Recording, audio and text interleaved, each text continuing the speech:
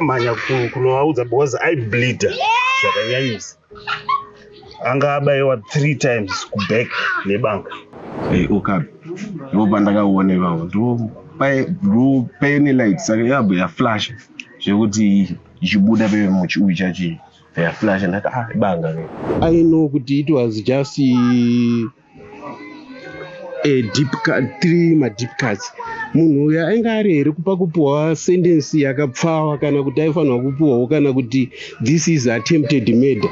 Ruoko rake rokutanga bhara ndibaye apa pekutanga andida kuzvinzwa kuti andibaye because ndine chivero echitunhu ndopa akazondibaya kunoku ndopa ndakanzonzi ndabayiwa.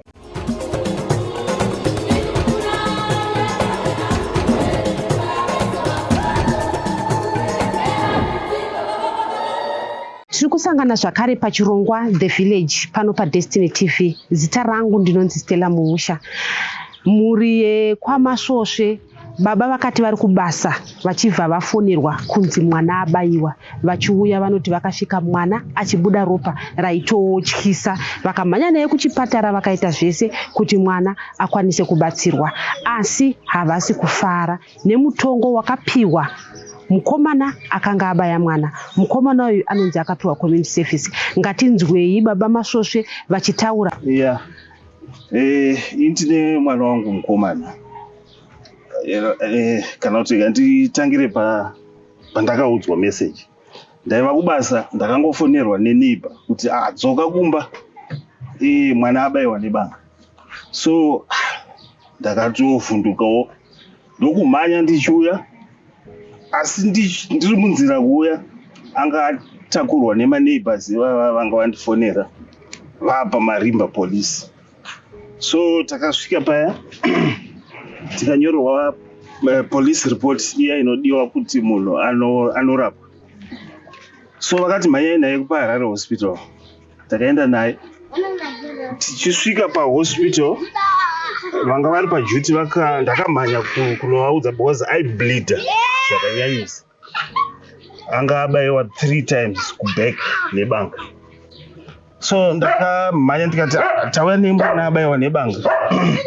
Vakauya vakangomutarisa vakati no panapa hazviite endai kupa renyatwa. So takamhanya kupa renyatwa. Tichisvikawo vakatibatsira very fast. Akaonekwa naphysician. Physician akamuexamina vakati refer kuna cardio because right area yacho yanga abayiwa yanga iri serious, yanga yakananga nema lungs. So aonekwa na cardio akaita ma-x-ray nekuzomusona ndokuwana rubatsiro kumahospital. Mapurisa akati izvoni muchibva kuhospital mupfuura nepanapa. So takadzoka nepamapurisa vakati nyaya yenyu iri kupinda kucourt mangwana. Munhu anga atobaya mwana anga atobatwa. Right, akabatwa mufana uyu isi tichiprocessa kuti wane document rekumhanya naye kuhospital. Akasvika mukomana uyu kana kuti aida kuite sei kana kuti aida kuita zviya zvokuti atanga kuripota. So vamwe mafriends anga ane mwana wangu ndo vakabva vanongedzera kuti uyu mukomana wacho ari apa. Akada kutiza, akatotiza, ndakamumhanyisa ndikamubata papolisi ipapo. Nemakuriro enyaya vakamhanya. Yeah. Upenyu hwemwana uyu. Because zvandibata. So takamusiya ari pamapurisa. Tadzoka pamapurisa vakati nyaya yenyu iri kucourt mangwana. Takangonetseka kuti vanogoti court mangwana mwana wangu kana state yake havasati vaona kuti ari able here kuatenda court. So takazoti iye mangwana acho ndikamuti unokwanisa here kufamba. Anga akatozvimba musana asi ndakangomufosa ndikati sevanhu vanzi ende kucourt ndikamusiya manje ndasingazivi kuti zvinozofamba sei.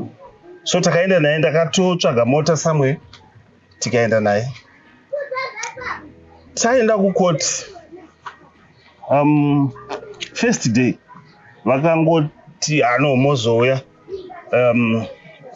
vakatipa date, but chakandishamisa ndechekuti iye mukomana uyu akabva ariliswa, zvikanzi tamurilisa nebel. So ndakangonetseka kuti kuvanomurilisa condition yemwana wangu, because tatisati tawana doctor's report, because takatendwa usiku. Doctor's report iri kutaura kuti mwana akuvara zvakasvika pai. Zvakamira sei? Patakapedza kusevhwa kuhospital, doctor anga atenda wacho iye wecardio akazenga apedza basa, saka vaiva pajuti vakangoti hazvotoda iye. So ndakashaya kuti vamurilisa vasina kuona doctor's report. Takangoshaya kuti chii. So takatodzoka nemwana wangu, iyewo hama dzake dzikasara dzichitomubhadharira bailout. So takazoenda futi next day ratatanzi tiuye. Vanotonga nyaya vakangoti moya further vachingopostponda. Toka taita 3 times or 4 times. So day rakazopiwa judgment, ndo pakazongondinetsa. Even up to now I'm still worried kuti vakashandisa criteria ipi, because tatine mawitness. Ivo vakomana vanga vaine mwana wangu pazvakaitika vaitoriwo prepared kuti vanotestify mukoti, but akanzi apiwa community service. Ndimbokudzorera mashure. Tsamba yekwadokta yakazenge yauya here mazuva makanga makuenda kukota kuti vaone kuti mwana akanga akakuvara zvekusvika pa? Right, patsamba I don't know kuti unfortunately doctor wacho akazonzi aenda off. So second time, third time papasina doctor's report, but iye ndaingoramba ndichimuudzawo mwana wangu kuti kana ustress point kuti medical report haisati yawe. So musi wakazopiwa judgment yanga yapo, akatoisubmita kuna magistrate. But zvandiri kutaura kuti I was surprised nekuti akapiwa community service. Ndikangoti this kind of judgment is very soft. Vaconsider chii chavaconsider. So akabuda apiwa community work. So ndikangoti tichizoona manje zviitiko zvevanhu vari kungobaya vanhu nemapanga this community yedu. Ndandiringoti hey, is this justice system haikwanisi here kupawo mutongo wokuti vana vechidiki vanonzwa kutya kana kusumudza banga chairo sezvatinongonzwa kupfudzi, kuti munhu akanongedzera munhu pfudzi anopinda pataiti. But nyaya yemapanga kunoku vanhu vari kubayiwa nemapanga, vamwe vachifa, vamwe vachidii. Totarisa sentence yacho yakango yekuti even achifamba mupanhu ari kutofamba right now mumastreet, vanhu vachingomunongedzera kuti uya mukomana uyo ndiye akabaya Sami, ndiye akabaya Sami. Ini ndotofila kuti the sentence was too soft. So ngatingokumbirawo kuti zvichireva kuti mimi kuuya uye kuzoda kutaura kwamaita ndeyekuti hamusi kufara nemutongo wakapiwa munhu akanga oda, tingangoti oda kuita achatora upenyu hwemwana wenyu. Yes, you are right. Madzokera kuti notudza kuti doctor's report yaiti mwana akanga akakuvara here. Right. Zveshuwa mutongo wakapiwa wanga uri very very soft. Tichifunga kuti dai vakamupawo a tougher sentence yokuti even vamwe vanoonawo kuti no, apa munhu akomita this kind of a crime, because isusu takatoona kuti yanga iri attempted murder. Akamubaya 3 times akableeda zvokuti vamwe vanotaura vavakidzani nevakamuona vaiti pese paaifema ropa raibuda richibuda.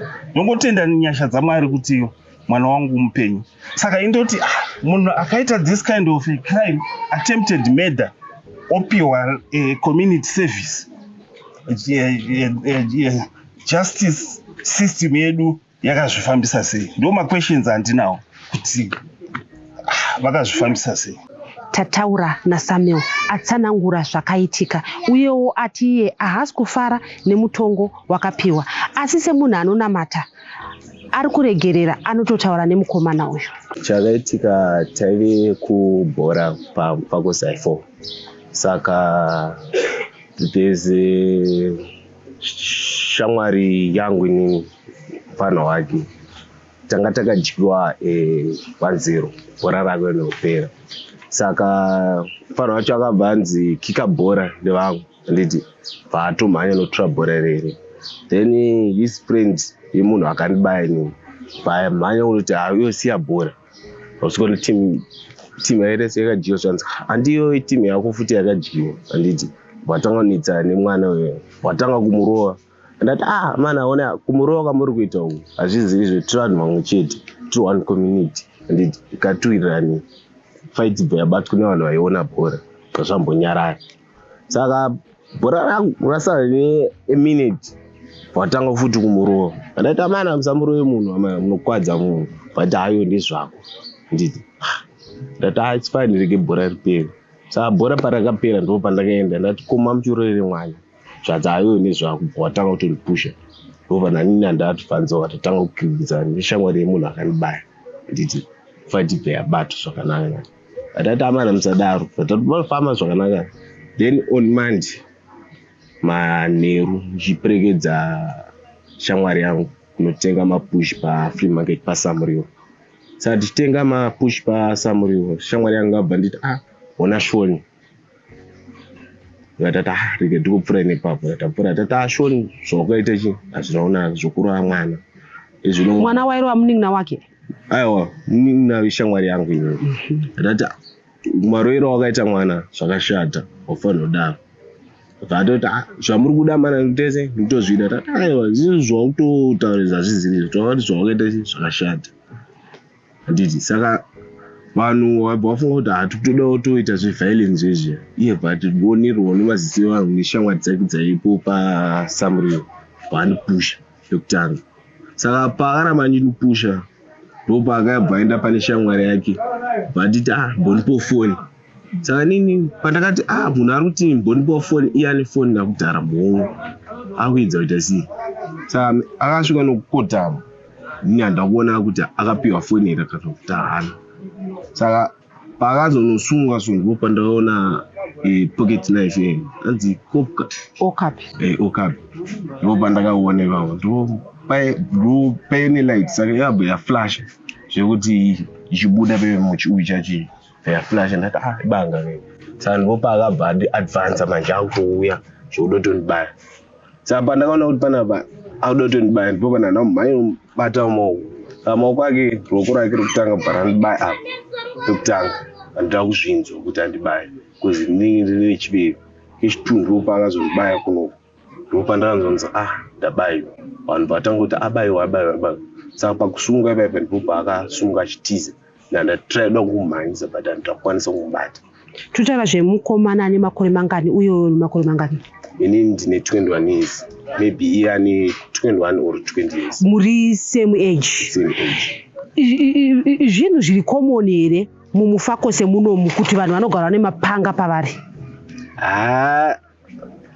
Handiziva kuti zviri common kana kuti zviri uncommon, because sometimes vamwe vanodhagwa vanofamba nemascrewdriver, but recently tinongonzonzi vanhu vari kungobayiwa nemascrewdriver nemapanga.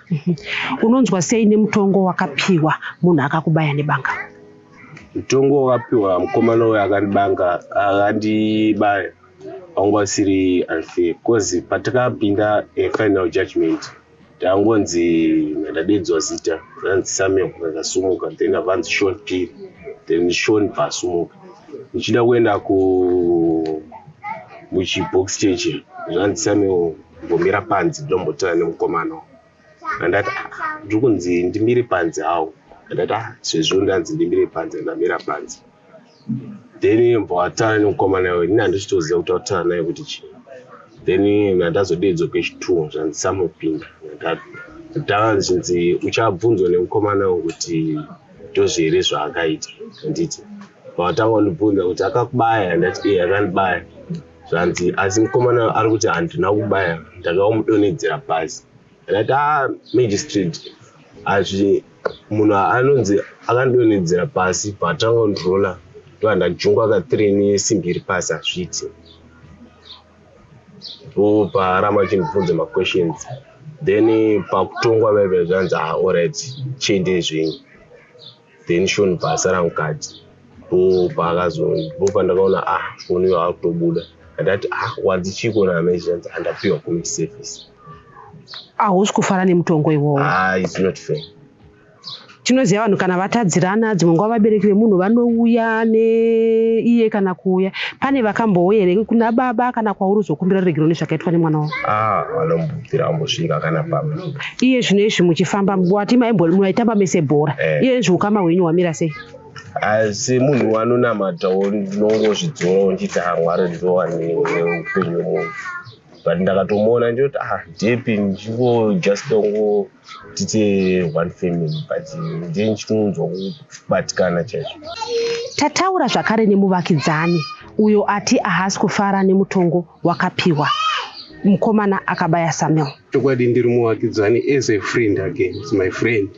Saka inini ndazozvinzwa the following day handina kuzomirawo ndakabva ndauya panapa ndobva ndanobvunza kuti ndanzwa kunzi Sama akabayiwa apa wangu atita maprocesses during the night okuti akabayiwa nechi akabayiwa nebanga ndakazoya the following day ndauya the following day ndakabva ndazoona mwana akabayiwa 3 times kumusana saka ndobva ndabvunza kuti saka makanzi kuchipatara zvikanzi kuchipatara takangoona madoctors ichi zvikanzi bandati zvikanzi tikaenda kupolisi tanzi tidzoke ekenge the following day then I have to company kupolisi tasvika kupolisi zvikazonzi abva aonekwa nemapurisa aya takasvikawo mumwe another room yepolisi zvikanzi mangwana ari kuenda kucourt ininiwo the following day handina kuzoendawo due to commitment handakuenda kucourt asi wakazoenda nababa wacho kucourt. Toda kunzwa kuti imi semuvakidzani maona mwana anga akuvara mozonzwa kuti munhu akabaya banga achibaya katatu akabata banga akabaya katatu apo community service munonzwa sei nemutongo ipapo ndobva takazobvunza uyu mwana apo uyu hanzi apo community service ndikati yo inini as I know kuti it was just a deep cut 3 deep cuts munhu uyu ainge ari here kupa kupiwa sentence yakapfawa kana kuti aifanirwa kupiwawo kana kuti this is attempted murder saka pataitokurudzira taita kutobvunzawo kuti zviri kubvunzawo baba wacho kuti ko sentence yacho yakazoitwawo isiri yakapfawa sei so ipapo tinenge takudozawo panoziva kuti pamwe isusu hatizive mutemo tinenge takuda kuziva kuti ko mutemo apa ndizvo here kuti munhu anenge abaya munhu kana kuti anopiwa community service ndo zvatichida kunzwawo kuti hatizivi hozine tisiri kana kuti mujudiciary system hatizivi kuti mutongo uyu wakaita here kuti zvakaenderana nemhosva yakaparwa. Zita rangu ndinonzi Stella Musha. Musakanganwe kuita subscribe uye ngatisakanganwe kuti kunyangwe tatadzirana zvakadii hachitonge matare chibhakira ngatitauriranei zvinochengetedza ukama zvinochengetedza upenyu.